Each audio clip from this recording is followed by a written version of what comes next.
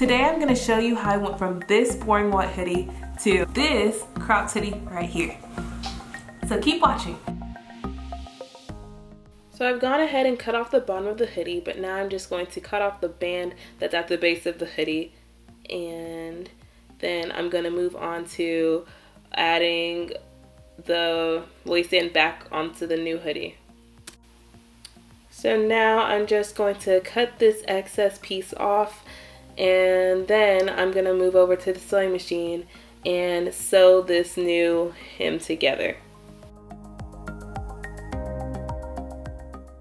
Now that I've got this sewn, I'm just going to stretch it across the base of the hoodie using like 4 main points on both the band and the hoodie itself, just to have them evenly spaced out so that it's not too bunchy in some spaces and that it's just nicely stretched throughout the whole bottom of the hoodie.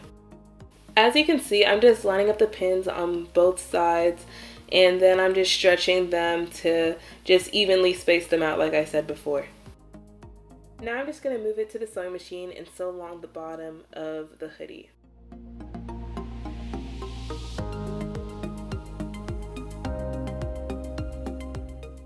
Next, I had to shorten the sleeves because they were a bit too long for me. So I just seam ripped the ends of the hoodie off just so I could, cut off and shorten the sleeves. So first I just seam ripped one sleeve, and then I moved on to the next one. And I'm just going to cut off about 1 inch or 2 off of the sleeve just so it fits my arms better.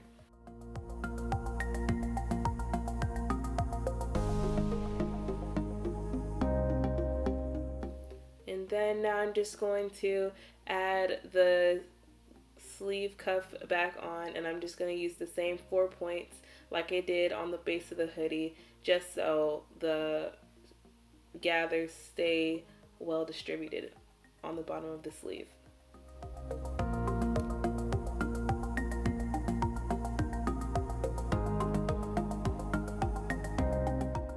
Then of course I also repeated these steps on the second sleeve of the hoodie, and I just sewed the sleeves on my sewing machine once again.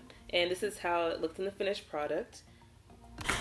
Okay, like I always say, thank you for watching my videos, and don't forget to hit that subscribe button and hit that turn on that notification bell, and come back and see my next video when I show you how to change this hoodie into this hoodie over here.